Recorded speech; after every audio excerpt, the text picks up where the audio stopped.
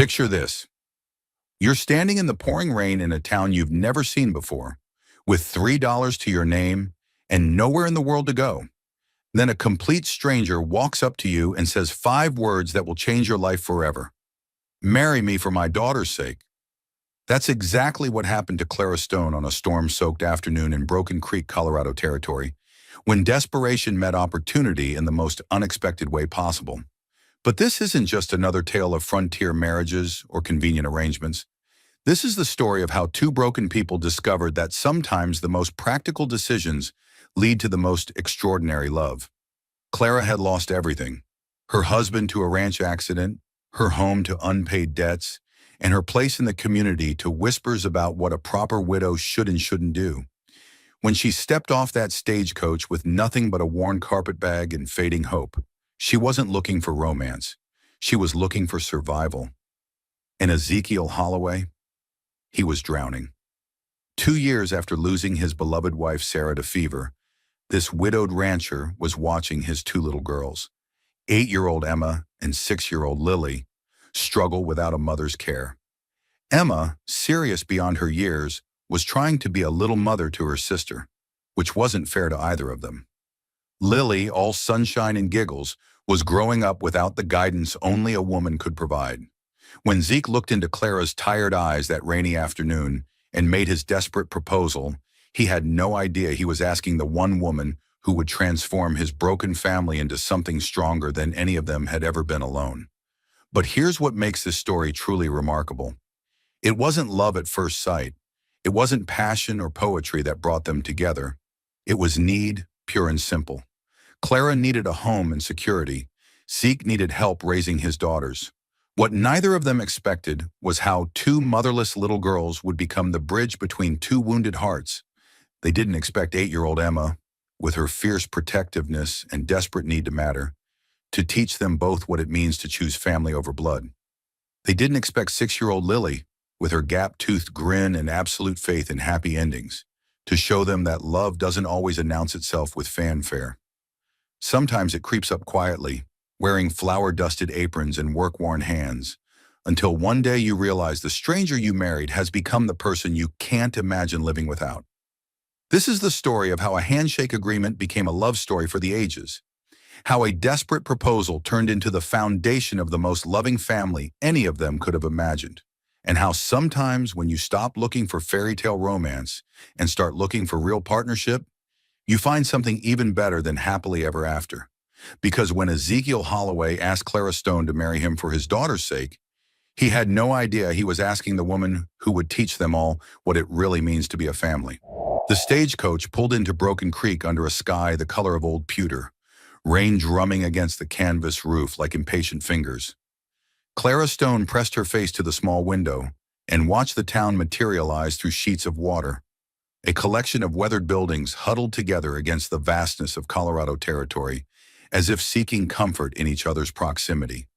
She had exactly $3.27 in her reticule, a change of clothes in her carpetbag, and nowhere in the world to go. The irony wasn't lost on her that she'd come to a place called Broken Creek when everything about her own life felt shattered beyond repair. "End of the line, folks," called the driver, his voice barely audible over the storm. "Broken Creek, Colorado territory." Clara gathered her meager belongings and stepped down into the mud, immediately soaked to the skin, despite the driver's attempts to shield her with his coat. The other passengers, a traveling salesman and an elderly couple, hurried toward the shelter of nearby buildings, but Clara stood frozen in the downpour, suddenly paralyzed by the reality of her situation. She had no plan, no prospects, no idea what she was going to do next. "Ma'am, you all right there?" The voice belonged to a tall man in a worn brown coat who'd appeared beside the stagecoach as if from nowhere. He held a wide-brimmed hat over her head, though it did little to protect either of them from the driving rain. In the gray afternoon light, she could see he had kind eyes the color of summer sky, dark hair that curled slightly where it touched his collar, and the weathered look of someone who spent his life working with his hands.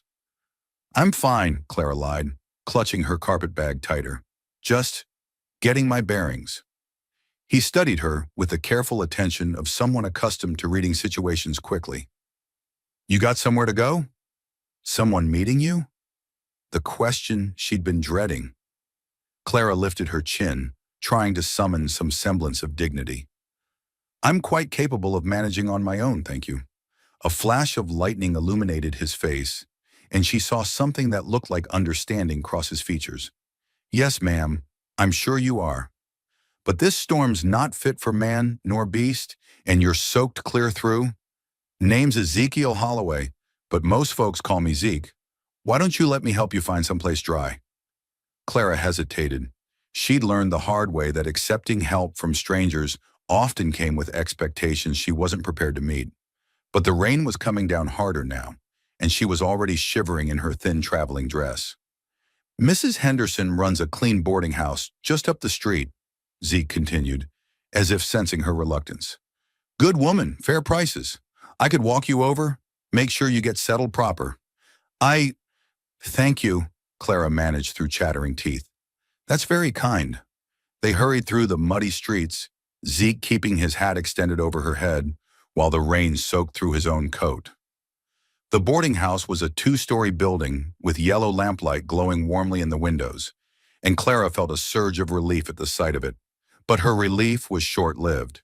After speaking with Mrs. Henderson, a plump, kindly woman who clearly wanted to help, Clara learned that even the most modest room would cost $200 a night, with meals extra.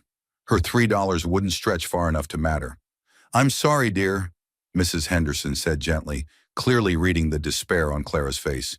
If you were staying longer, we could work something out, but for just a night or two. Of course, Clara said quickly, backing toward the door. I understand completely. Thank you for your time. She was halfway to the door when Zeke's voice stopped her.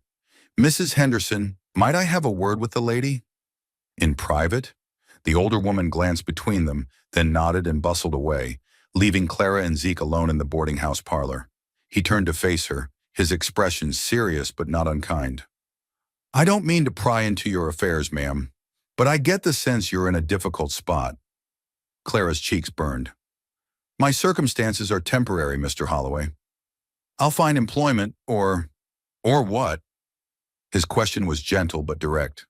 Forgive me for speaking plainly, but you look like someone who's been carrying a heavy load for too long. And this town, well, it's not easy for a woman alone, especially one without connections. The truth of his words hit her like a physical blow. She sank into the nearest chair, her composure finally cracking. I'm a widow, she said quietly. My husband died 8 months ago in a ranch accident. There were debts. I lost everything. The people I thought were friends. She trailed off, unable to voice the betrayal that had driven her from her last community. Zeke pulled up a chair and sat across from her, his elbows resting on his knees. I'm sorry for your loss. That's a hard road to walk. Thank you. Clara wiped her eyes with the back of her hand, embarrassed by her display of weakness. I don't know why I'm telling you this. You're a stranger. Sometimes strangers are easier to talk to, he said simply. Less complicated. They sat in silence for a moment, listening to the rain against the windows. Then Zeke cleared his throat. Ma'am, Mrs. Stone, is it? I've got a proposition for you. Might sound strange, but I'd ask you to hear me out. Clara looked up, wary. What kind of proposition? Zeke ran a hand through his damp hair. I'm a widower myself. Lost my wife, Sarah, to fever 2 years ago. I've got 2 little girls. Emma's 8, Lily's 6. Good girls, but they need a mother, someone to look after them proper, teach them the things a father can't. Clara's heart clenched at the mention of motherless children, but she kept her expression neutral. I'm sorry for your loss as well. The thing is, Zeke continued, I've been trying to manage on my own, but it's not working. I can't be in 2 places at once, and the girls, they're suffering for it. Emma's trying to be a little mother to Lily, which isn't fair to either of them. And I'm drowning trying to keep up with the ranch work and still give them what they need. He leaned forward, his expression earnest. I need help, Mrs. Stone, and from what I can see, you need a place to belong. So here's what I'm thinking. Marry me. For my daughter's sake, and for your own security. Clara stared at him, certain she'd misheard. I beg your pardon? I know it sounds crazy, Zeke said quickly, but think about it practical like. You'd have a home, security, purpose. The girls would have someone to care for them properly. It wouldn't be, that is, I wouldn't expect. We'd be partners, nothing more. A business arrangement. You're proposing marriage to a woman you met 20 minutes ago, Clara said faintly. I'm proposing a solution to both our problems, Zeke corrected. I've got a good ranch, steady income, and two little girls who deserve better than what I can give them alone. You've got experience running a household, I'd guess, and you need somewhere safe to start over. Clara's mind reeled. It was the most outrageous proposal she'd ever heard.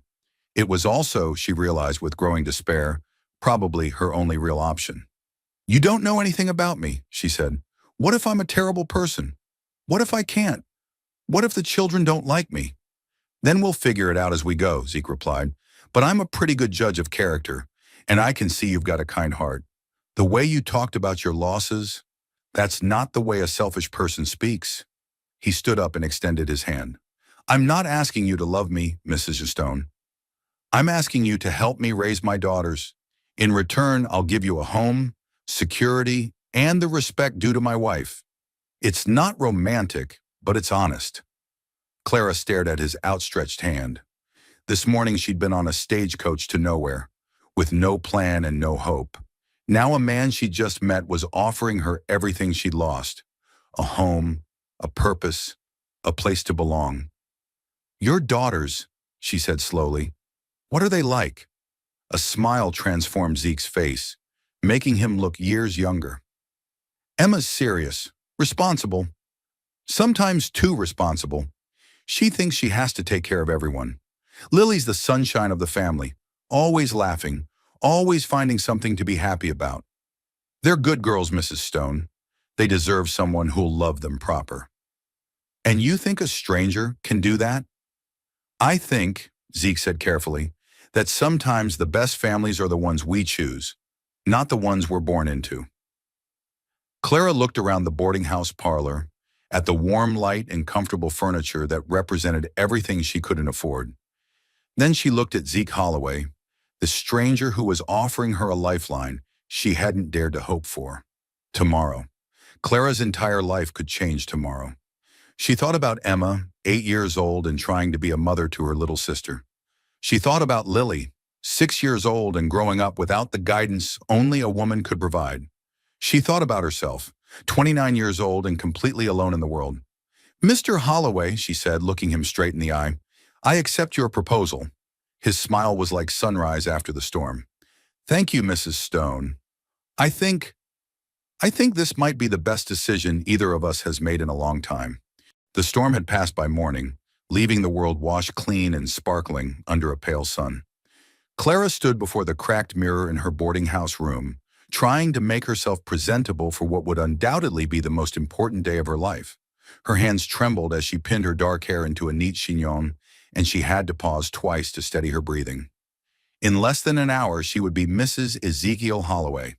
By afternoon, she would be stepmother to 2 little girls she'd never met.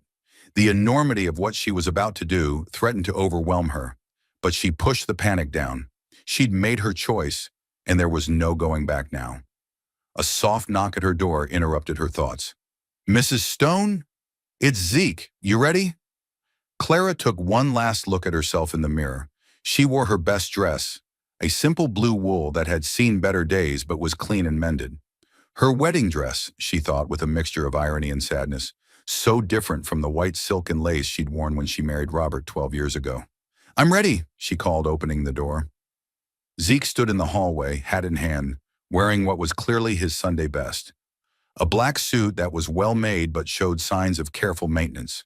His hair was neatly combed, and he'd shaved, revealing a strong jawline marked by a small scar near his left ear. You look very nice, he said simply, and Clara found herself grateful for his lack of flowery compliments. This was a business arrangement, after all. Thank you. As do you. They walked to the church in comfortable silence, their footsteps echoing on the wooden sidewalks. Broken Creek was coming to life around them, shopkeepers opening their doors, children playing in the streets, the normal rhythms of a frontier town. Clara tried to imagine herself as part of this community, but it felt as unreal as a dream. The church was small and simple, with rough-hewn pews and sunlight streaming through plain glass windows. Preacher Wilson was a thin man with kind eyes who asked no uncomfortable questions and seemed to understand that this was a marriage of necessity rather than romance. Do you, Ezekiel James Holloway, take Clara Elizabeth Stone to be your lawfully wedded wife, to have and to hold, for better or worse, in sickness and in health, till death do you part? I do. Do you, Clara Elizabeth Stone, take Ezekiel James Holloway to be your lawfully wedded husband, to have and to hold, for better or worse, in sickness and in health, till death do you part? Clara's voice came out steadier than she felt. I do. By the power vested in me by the territory of Colorado, I now pronounce you husband and wife. There was no kiss, no passionate embrace. Zeke simply took her hand and squeezed it gently, a gesture that somehow felt more meaningful than any romantic gesture might have. Thank you, he said quietly, for taking this chance. Thank you, she replied, for giving me one. The ride to the ranch took an hour through rolling hills dotted with cattle and framed by distant mountains. Zeke's wagon was sturdy and well-maintained, like everything else she'd seen that belonged to him. He was clearly a man who took care of what was his. Tell me about your daughters, Clara said as they bounced along the rutted road. What should I know before I meet them? Zeke was quiet for a moment, his hands steady on the reins. Emma's the older one. She's serious. Been trying to be the mother of the family since Sarah died, which isn't fair to her. She might be suspicious of you at first, not because she's unkind, but because she's protective of Lily and of me. That's understandable. Lily's different. She's all sunshine and chatter, curious about everything. She'll probably take to you right away, but don't let that fool you into thinking she doesn't miss her mama just as much as Emma does. Clara nodded, her stomach tight with nervousness. What have you told them about me? The truth, mostly. That I met a lady who needed a place to belong, and we needed someone to help make our house a home again. That we're getting married today, and you'll be coming to live with us. How did they react? Zeke's mouth quirked in what might have been a smile. Emma asked if you knew how to cook. Lily asked if you liked dolls.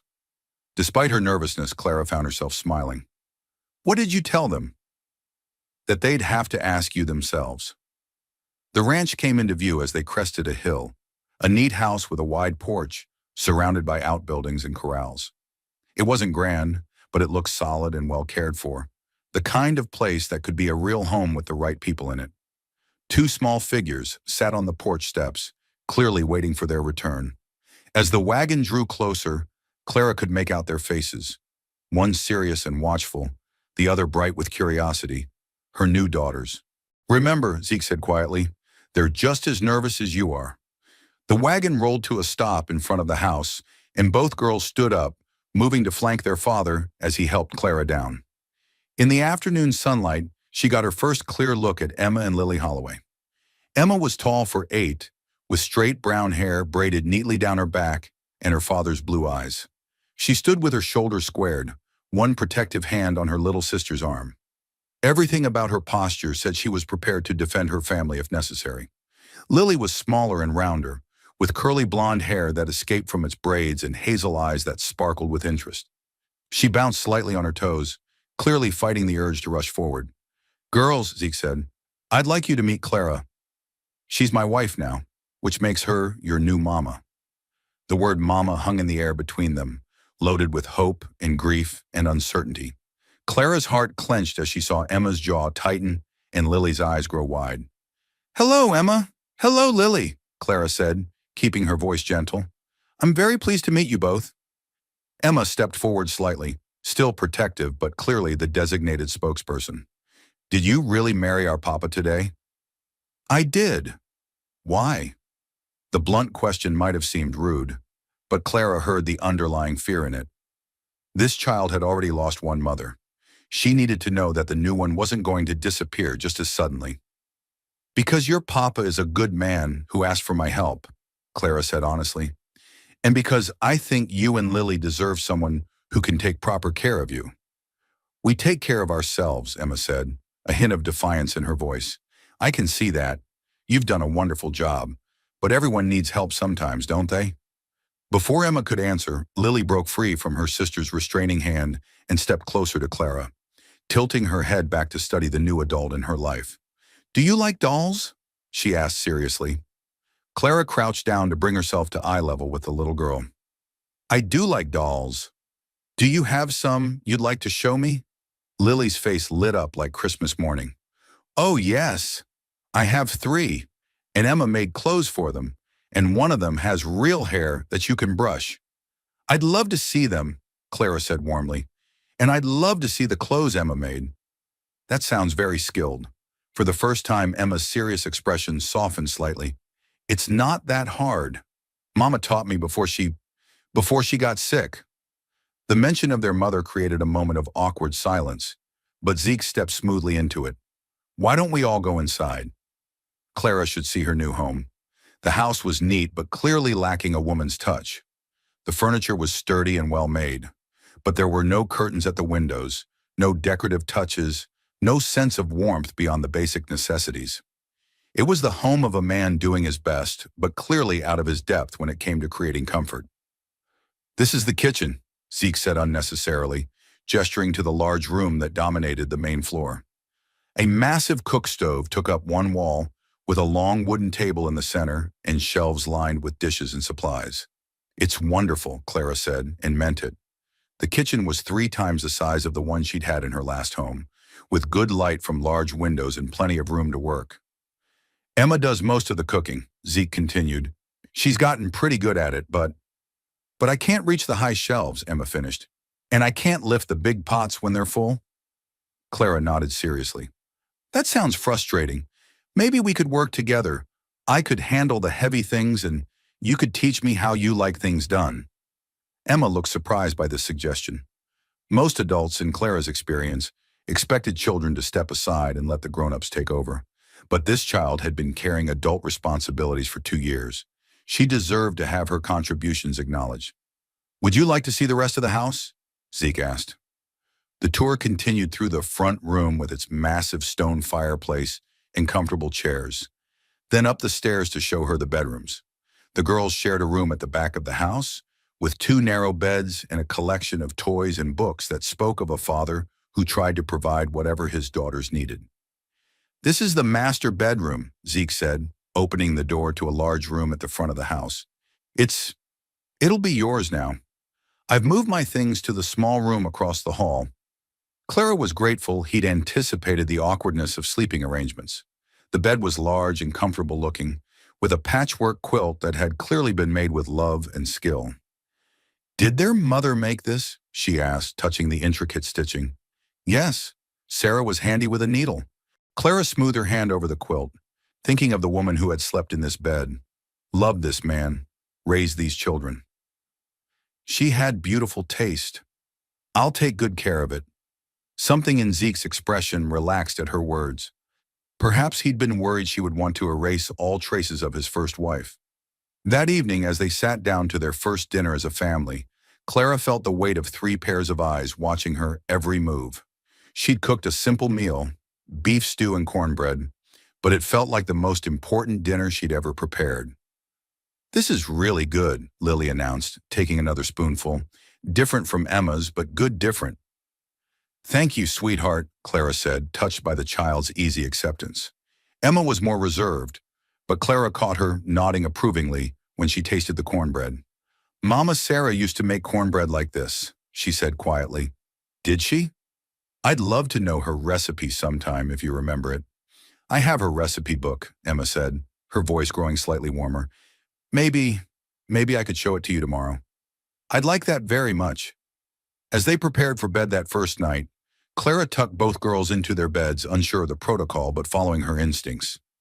Lily demanded a story, which Clara provided about a brave little princess who tamed a dragon with kindness. Emma listened from her own bed, pretending to be asleep but clearly hanging on every word. Will you still be here when we wake up? Lily asked sleepily. Clara's heart broke a little at the question. Yes, sweetheart. I'll be here. Promise? I promise.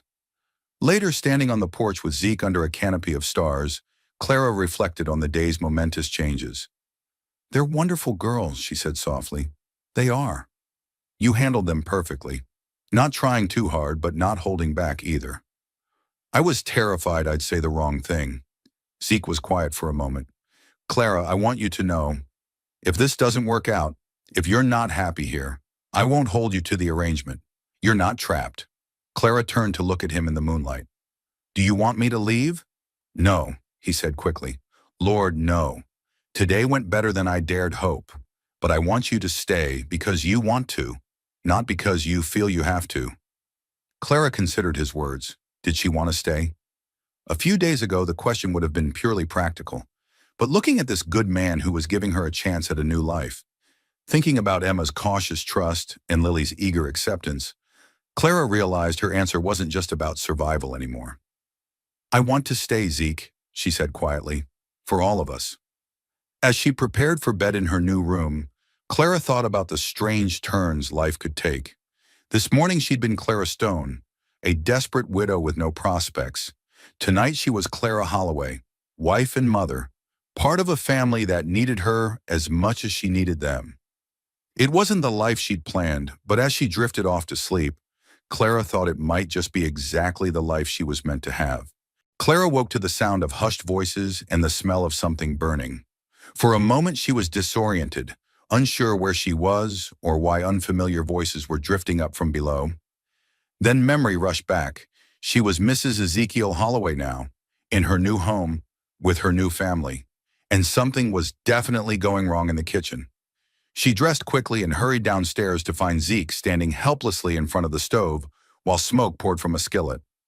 Emma was near tears, frantically waving a dish towel at the smoke, while Lily sat at the table, looking both fascinated and concerned. "I was trying to make breakfast," Emma said miserably as Clara appeared. "I wanted to let you sleep, but I burned the eggs and now everything's ruined and—" "Hey," Clara said gently, taking the skillet off the heat and opening the kitchen windows to let the smoke out. "Nothing's ruined that can't be fixed. We've got more eggs, don't we?" "Yes, ma'am," Zeke said, looking relieved to have someone take charge. "Plenty of eggs. Then we're in good shape." Clara surveyed the kitchen efficiently. "Emma, why don't you slice some bread while I start fresh eggs?" "Lily, can you set the table?" "I can help," Zeke offered. "You can help by going out and doing whatever you normally do in the mornings," Clara said with a smile. "Let us women handle breakfast." As Zeke headed out to tend to the animals, Clara began cleaning up the breakfast disaster while directing the girls in their tasks. Within 15 minutes, the kitchen smelled of fresh coffee and bacon instead of smoke, and Emma had stopped looking like she wanted to cry. "You're not mad?" Emma asked hesitantly as she arranged sliced bread on a plate. "Why would I be mad?" "You were trying to be helpful. That's never something to be angry about." "But I made a mess." Clara paused in her egg scrambling to look at the girl seriously. "Emma, can I tell you something? In my 12 years of marriage before, I burned more meals than I can count. Your papa's probably going to eat plenty of burned food from me too, because that's what happens when you're learning to cook for new people." Emma's eyes widened. "Really? Really?" "The trick is to learn from each mistake and not be afraid to try again." When Zeke returned from the barn, he found his family sitting around a table laden with fluffy scrambled eggs, crispy bacon, and fresh bread with butter and jam. The morning light streaming through the windows gave everything a golden glow, and for the first time in 2 years, his kitchen felt like the heart of a home again. "This looks wonderful," he said, taking his seat. "Emma helped," Clara said quickly. "She's got good instincts. She just needs a little more practice with the timing." Emma beamed at the praise, and Zeke felt something tight in his chest begin to loosen. Clara hadn't been here even 24 hours, but already she was doing something he'd failed at for 2 years. She was making Emma feel like a successful part of the family instead of a child struggling with adult responsibilities. After breakfast, Clara announced her intention to tackle the house from top to bottom. "Not because it's not clean," she assured Emma, who had taken on most of the housework since Sarah's death, "but because I need to learn where everything is, and the best way to do that is to touch every single thing." What followed was part cleaning frenzy, part treasure hunt, and part family bonding experience. Clara found Sarah's recipe book tucked away in a kitchen cupboard and spent an hour going through it with Emma, discussing which dishes were family favorites. She discovered a trunk full of fabric scraps in the upstairs hall closet and suggested they could be used for a new quilt or more doll clothes. When they cleaned out Sarah's dressing table, Clara handled each item with reverence, asking Emma and Lily if they wanted to keep their mother's jewelry box, her silver brush set, her small collection of precious things.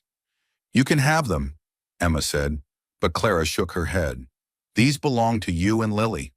They're part of your mama's legacy to you. I'll just make sure they stay safe until you're old enough to decide what to do with them."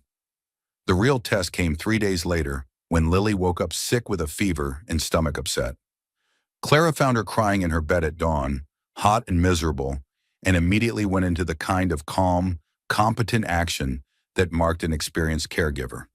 She moved Lily into the master bedroom so she could monitor her more closely, set up a schedule of cool cloths and small sips of water, and sent Zeke into town for the ingredients to make a healing broth her own mother had used. When Emma hovered anxiously, clearly terrified of losing another person she loved, Clara gave her important jobs: fetching clean cloths, reading to Lily, helping make the special broth. For 3 days, Clara barely left Lily's side. She slept in the rocking chair beside the bed, woke every few hours to check the child's fever, and somehow managed to keep the household running while nursing Lily back to health. Zeke watched it all with growing amazement. Clara approached motherhood the same way she approached everything else, with quiet competence, endless patience, and an instinct for what each person needed. She never got flustered, never made Emma feel like she was in the way, and never made Lily feel like her illness was a burden. On the third night, Lily's fever finally broke. Clara was changing the sweaty sheets when the little girl grabbed her hand. "Mama Clara?" she whispered. Clara's heart stopped. It was the first time either child had called her anything but her first name. "Yes, sweetheart. I love you." Clara's eyes filled with tears. "I love you too, Lily. So very much." From the doorway, Emma and Zeke watched the exchange, both with tears in their own eyes. Emma crept closer to the bed. "Mama Clara," she said tentatively. "Yes, Emma. Thank you for taking care of her, for taking care of us." Clara opened her free arm, and Emma crawled into the bed beside her sister, letting herself be held for the first time since her own mother's death. "That's what mamas do," Clara said softly. "They take care of their children, no matter what." The crisis had cemented something in their little family. The girls began calling her Mama Clara naturally, without awkwardness or hesitation. Emma started sharing stories about Sarah that she'd kept locked inside, trusting Clara with precious memories.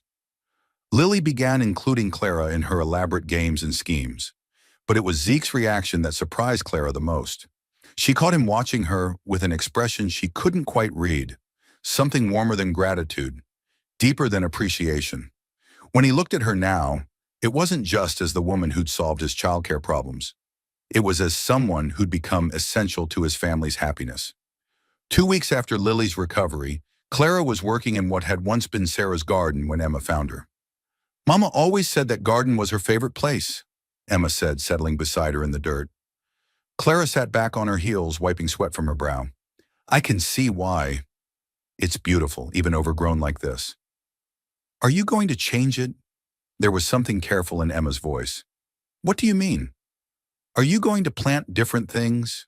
Make it look different?" Clara understood then. This garden was one of Emma's last tangible connections to her mother. "I'd like to plant the same things your mama grew," Clara said carefully. "Maybe add a few new things around the edges, but keep her plants in the center. What do you think?" Emma's relief was visible. "I think she'd like that. She always said a garden should grow and change, but keep its heart the same. Your mama was a wise woman. Will you teach me how to take better care of it? I tried, but some of the plants died, and I didn't know how to fix them. I'd love to teach you. We could work on it together." For the rest of the afternoon, Clara and Emma worked side by side, Emma sharing memories of helping her mother, while Clara shared knowledge gained from years of keeping her own garden. It was peaceful, productive work, and by evening they'd made real progress in reclaiming the space. That night at dinner, Emma surprised everyone by saying, "Mama Clara and I are going to fix Mama Sarah's garden together. The casual way she'd linked the two names, Mama Clara and Mama Sarah, spoke volumes about how this wise little girl had found a way to honor her birth mother while accepting her new one. That sounds like a fine project, Zeke said, his voice a little rough with emotion. And when it's all fixed up, Lily added, we can have picnics in it like we used to with Mama Sarah. Clara felt tears prick her eyes. 3 weeks ago, she'd been alone and hopeless. Now she was sitting at a dinner table with people who called her Mama, making plans for family picnics in a garden she was going to restore, with a daughter who trusted her with precious memories. Later that evening, after the girls were tucked safely in bed, Clara found herself alone with Zeke on the front porch. They'd fallen into this habit, ending each day together, sharing coffee and comfortable silence while the stars appeared overhead. You know, Zeke said eventually, when I proposed to you, I thought I was asking for help with practical things. Cooking, cleaning, keeping house. And now, Clara asked softly, now I realize I wasn't just asking for a housekeeper. I was asking for a partner, someone to share the weight of raising two little girls, of building a life worth living. Clara sipped her coffee, thinking about his words. When I accepted your proposal, I thought I was just trading domestic work for security. And now? Now I realize I wasn't just accepting a job.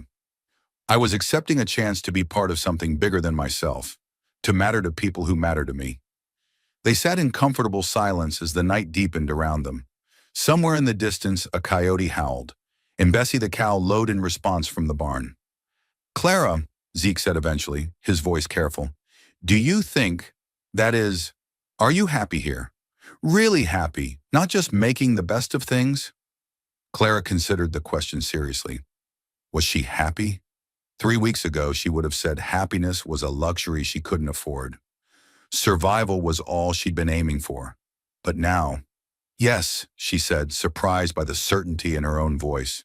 I'm happy here, Zeke. Happier than I've been in a long time. Good, he said simply, because I'm happy too. Happier than I thought I'd ever be again.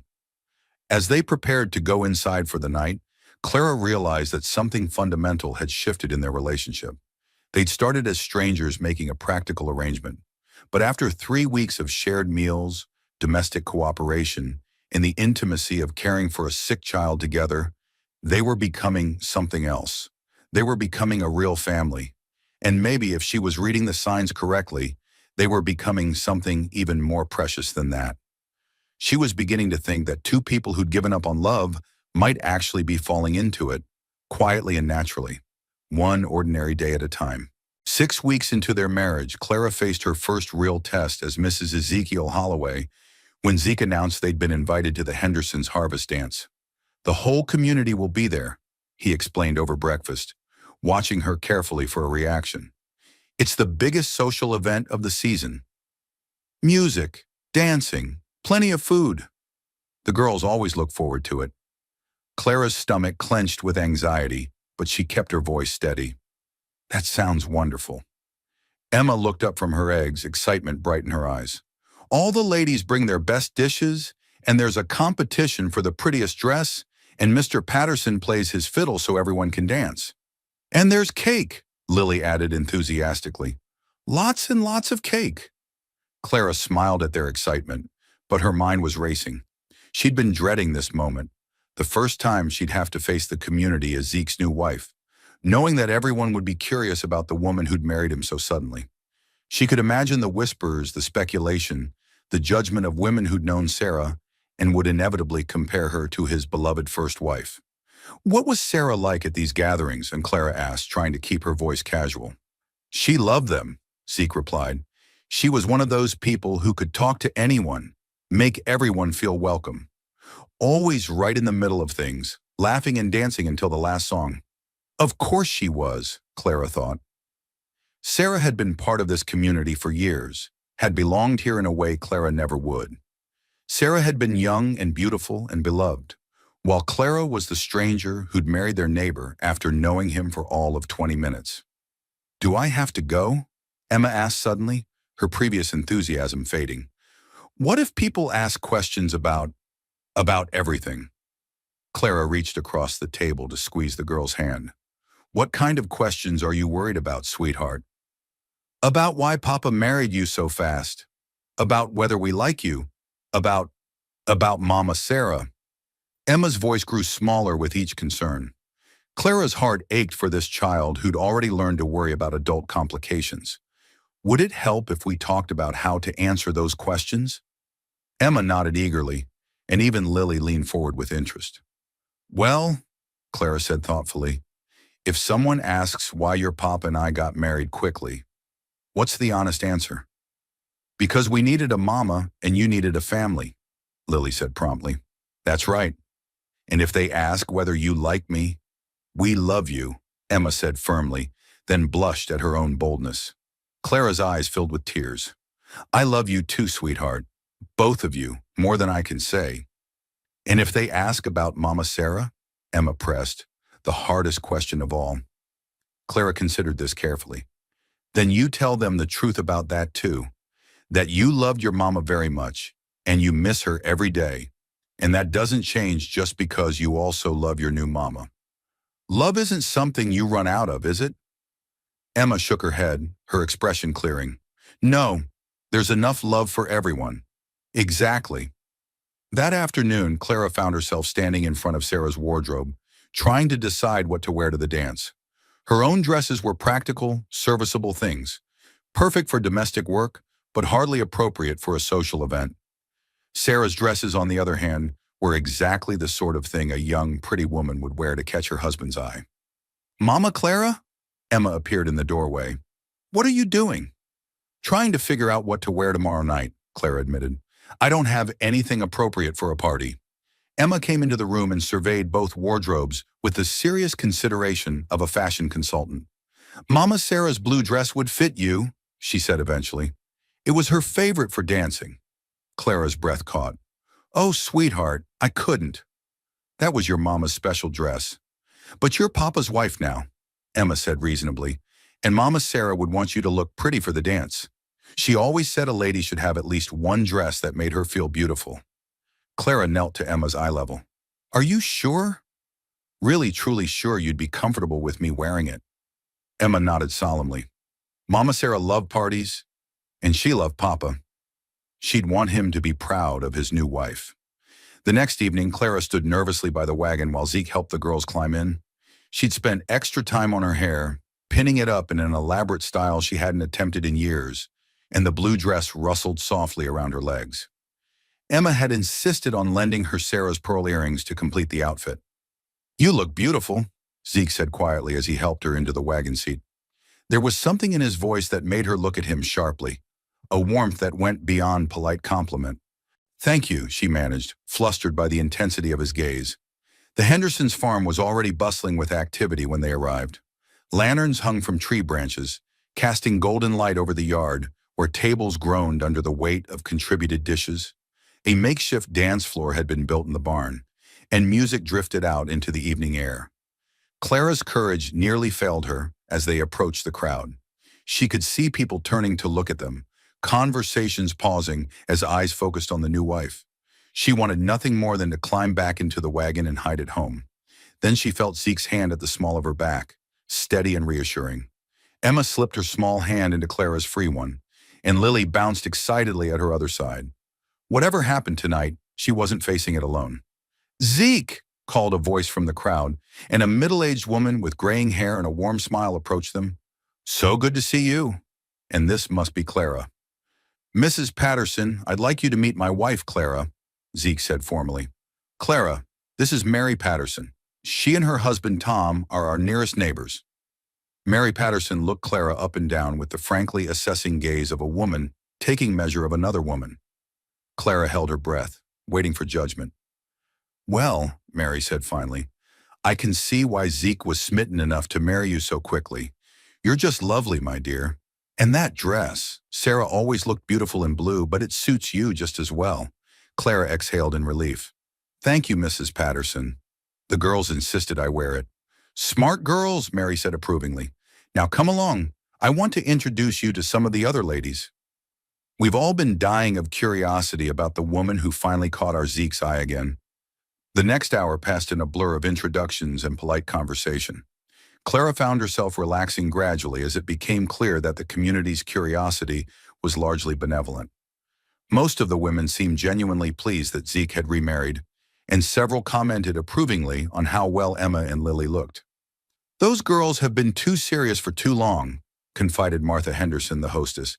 "It's good to see them laughing again." "You've been good for this family, Clara." But not everyone was welcoming.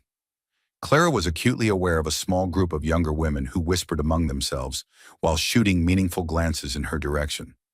She caught fragments of their conversation. "So sudden. Hardly knew her. Poor Sarah's barely cold in her grave." The comments stung, partly because they echoed her own insecurities, but Clara held her head high and focused on the people who were being kind. She wouldn't let a few unkind voices ruin the evening for the girls, who were clearly having a wonderful time. The real test came when the dancing began. Zeke appeared at her elbow as the fiddle music started, offering his arm formally. "May I have the honor of this dance, Mrs. Holloway?" Clara's heart skipped. She hadn't danced in years, not since before Robert's accident, but she could see Emma and Lily watching eagerly, and she knew this was important. The first time the community would see them together as a married couple. "I'd be delighted, Mr. Holloway." He led her onto the makeshift dance floor as other couples took their positions. The dance was a simple waltz, and Clara was relieved to discover that her body remembered the steps, even if her mind was nervous. Zeke was a good dancer, confident and sure, leading her through the steps with easy grace. As they moved together, Clara became aware of the watching eyes, but also of something else. The way Zeke looked at her, like she was the only woman in the room. The way his hand felt warm and right at her waist. The way their bodies seemed to fit together perfectly as they swayed to the music. "You're a beautiful dancer," he murmured as they turned. "I'm out of practice." "Couldn't tell." As the dance ended, Clara realized that something had shifted between them again. The way Zeke's hands lingered on her waist, the way he looked at her as he led her off the dance floor. It felt less like duty and more like genuine attraction. But her enjoyment was interrupted by a sharp voice cutting through the crowd's chatter. "Well, well, if it isn't the grieving widower and his replacement wife." Clara turned to see a beautiful woman in an elaborate green dress approaching them. She was young, probably no more than 25, with golden hair and the kind of figure that turned men's heads. Behind her trailed two other women, both wearing expressions of malicious anticipation. "Evelyn," Zeke said coolly, "I didn't realize you were back in town." "Just for a visit," the woman replied, her eyes fixed on Clara with undisguised hostility. "Though I must say, I'm surprised by what I found. When I heard you'd remarried so quickly, I expected, well, someone more suitable." The insult hung in the air like a slap. Clara felt her cheeks burn, but before she could respond, Zeke stepped closer to her, his voice deadly quiet. "I'd be careful about your next words, Evelyn. Clara is my wife and deserves your respect." Evelyn laughed, a high, tinkling sound that drew attention from other guests. "Oh, Zeke, always so gallant. But surely you can see what everyone else is thinking. That poor Sarah hasn't been gone 2 years, and you've already replaced her with the first desperate woman willing to take on your motherless children." The crowd around them had gone silent, sensing drama.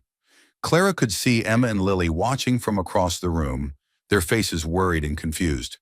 This was exactly what she'd feared. Being humiliated in front of the entire community, having her marriage reduced to a subject of gossip and speculation. But as she stood there, feeling the weight of dozens of watching eyes, Clara realized something important. She wasn't the same desperate woman who'd stepped off that stagecoach 6 weeks ago.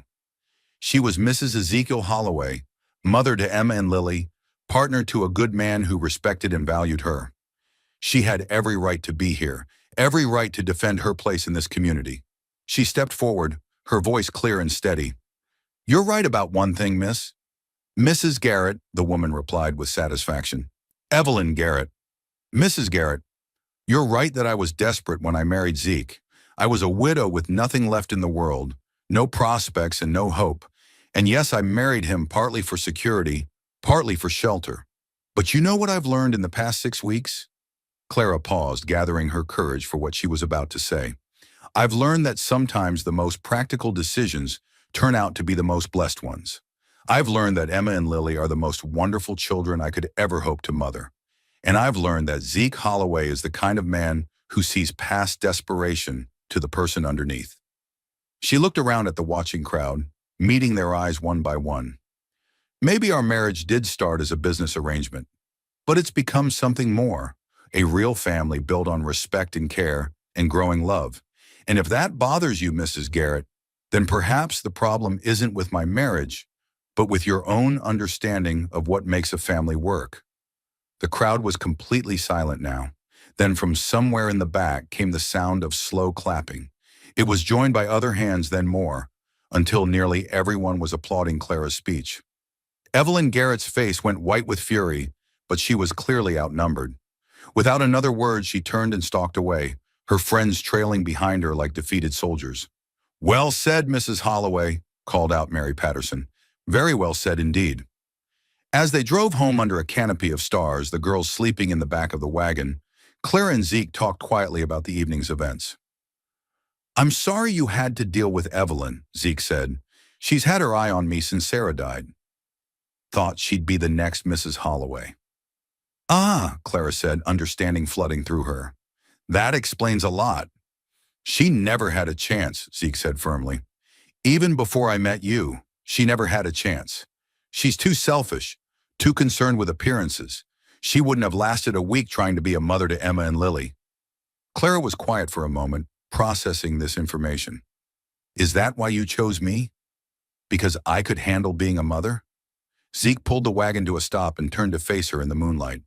"Clara, I need you to understand something.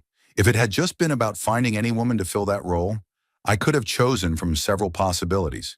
There are plenty of widows in this territory who would have accepted my proposal." "Then why me?" "Because when I looked at you standing in that rain, soaked and lost and trying so hard to be brave, I saw something I recognized. Strength that comes from surviving hard things. The kind of character that gets stronger under pressure instead of breaking." His hand found hers in the darkness. "I chose you because I could see that you were the kind of woman who would love my daughters not because it was easy, but because it was right. The kind of woman who would stand up to someone like Evelyn Garrett, not for herself, but for her family." Clara's heart pounded at the intensity in his voice. "Zeke, I'm falling in love with you, Clara," he said quietly. "Not because you're convenient or available, but because you're extraordinary.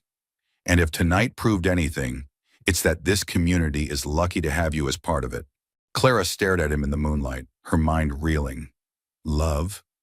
Real love, not just gratitude or growing affection. As they resumed their journey home, Clara's heart sang with a happiness she'd never expected to feel again. Maybe what had started as a marriage of convenience was becoming something much more precious. Maybe she was falling in love too. The weeks following the harvest dance brought a subtle but unmistakable shift in the Holloway household. Clara found herself paying closer attention to Zeke's movements around the ranch. The way his work shirt stretched across his shoulders when he carried feed to the animals. The sound of his laughter when Lily told one of her elaborate stories at dinner. She caught him watching her too, his eyes following her as she worked in the kitchen or helped the girls with their lessons. The tension wasn't uncomfortable, but it was there. A growing awareness between two people discovering that their practical marriage might be becoming something much less practical and much more profound. It was Emma who first noticed the change between her parents. "Papa smiles more now," she confided to Clara one morning as they worked together in Sarah's restored garden. The space had been transformed over the past month, with neat rows of late-season vegetables and carefully tended flower beds that would bloom again come spring. "Does he?" Clara asked, trying to keep her voice casual as she helped Emma stake the tomato plants. And he hums sometimes when he's doing chores. He used to be so quiet all the time, like he was thinking sad thoughts. But now he seems lighter, I guess." Clara felt warmth spread through her chest. Maybe he's just happier having help around the ranch. Emma gave her a look that was far too knowing for an 8-year-old. "Maybe. Or maybe he likes having you here for more than just the help." The conversation was interrupted by the sound of a horse approaching at a fast clip. Clara straightened, shading her eyes against the morning sun, and felt her stomach drop when she recognized the rider. It was Dr. Morrison from town, and he was pushing his horse harder than a man would for a social call. "Mrs. Holloway," he called as he reined in his mount. "Thank goodness you're here. There's been an accident at the Sullivan place. Helen's gone into early labor after a fall. She's asking for you specifically." Clara's mind raced. She'd met Helen Sullivan only once at the harvest dance, but the woman had mentioned that she was expecting her first child and had seemed nervous about it. If she was asking for Clara during an emergency— "Emma, run get your papa," Clara said quickly, already heading toward the house. "Tell him Dr. Morrison needs me for an emergency." Within minutes, Clara had gathered the supplies she'd learned to keep on hand: clean linens, herbs for tea, a bottle of laudanum she'd bought from the doctor himself.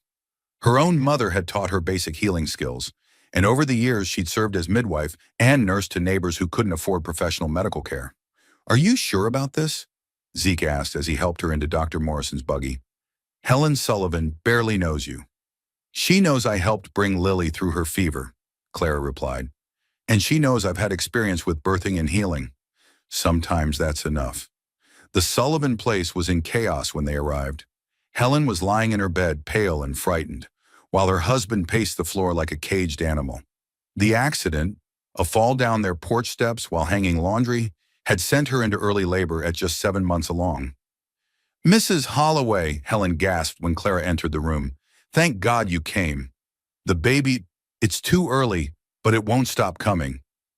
Clara immediately took charge with the calm competence that had impressed Zeke during Lily's illness. She sent Mr. Sullivan to boil water and gather clean linens, directed Dr. Morrison in preparing his instruments, and settled beside Helen's bed with the steady presence of someone who'd seen difficult births before. For the next 6 hours, Clara barely left Helen's side.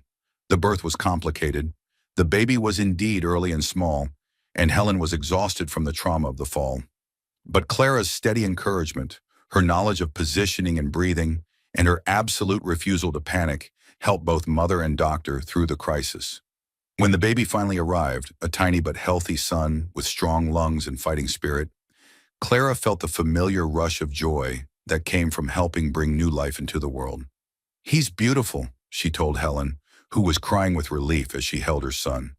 "Small but perfect. He's going to be just fine." Dr. Morrison cleaned his hands and turned to Clara with obvious respect. "Mrs. Holloway, I don't know how you did it, but you probably saved both their lives today. That was some of the finest midwifery I've ever witnessed." Clara blushed at the praise. "I just did what needed doing." "You did considerably more than that. Have you considered— well, this community could use someone with your skills. Women who know what they're doing at births are rarer than gold out here." It was nearly dark when Clara finally returned home, exhausted but exhilarated by the day's events. She found Zeke waiting on the porch, pacing with worry. "How did it go?" he asked, immediately helping her down from the buggy. "Mother and baby are both fine," Clara said, swaying slightly with fatigue. "It was touch and go for a while, but—" She didn't finish the sentence because suddenly Zeke's arms were around her, pulling her against his chest in a fierce embrace that had nothing to do with their business arrangement and everything to do with the fear he'd felt all day. "I was so worried," he murmured into her hair. "When you didn't come back, when it got dark—" Clara found herself melting into his embrace, her face pressed against his shoulder, breathing in the familiar scent of him, soap and sunshine, and something uniquely Zeke. This was the first time he'd held her like this, and she was amazed by how right it felt, how perfectly she fit against him. "I'm fine," she whispered. "We're all fine." When he finally pulled back to look at her, Clara saw something in his eyes that made her breath catch. It was the look of a man who'd realized he couldn't bear to lose what he'd found. "Clara," he said softly, his hands still resting on her shoulders, "I need to tell you something." "What?"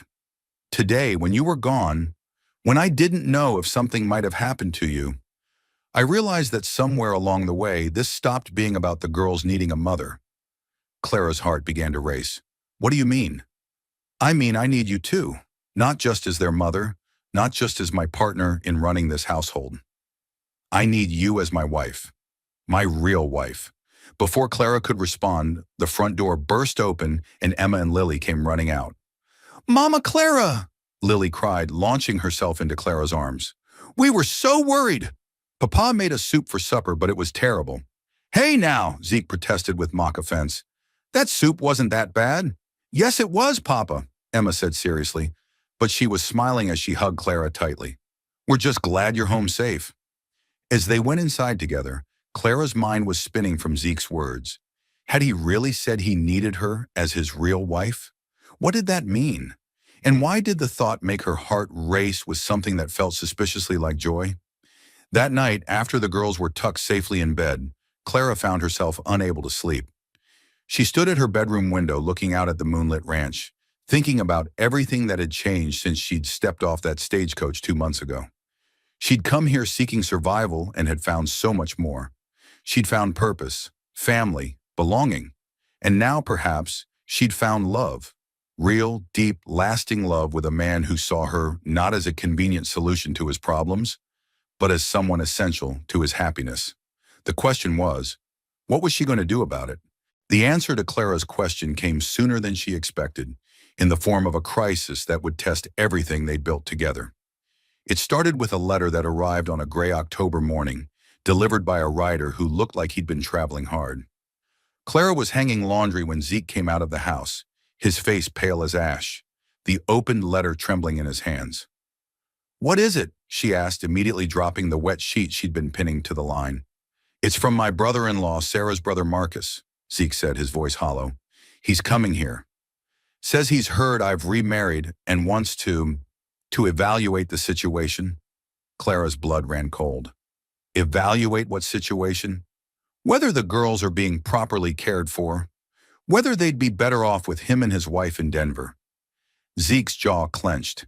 He says he's concerned about them being raised by a stranger. The implications hit Clara like a physical blow. Marcus could challenge Zeke's custody of his own daughters, claim that a hasty remarriage to a woman he barely knew wasn't in their best interests. In territorial courts, blood relatives often had significant influence, especially when they could afford good lawyers. When is he arriving? Clara managed to ask. Tomorrow. That evening, after the girls had gone to bed, Clara and Zeke sat in the kitchen making plans.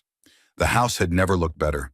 Clara's months of careful tending had transformed it into a warm, welcoming home. But would it be enough to convince a skeptical relative that the children were thriving? Tell me about Marcus, Clara said, trying to keep her voice steady. He's Sarah's older brother. Never approved of her marrying a simple rancher instead of staying in Denver society.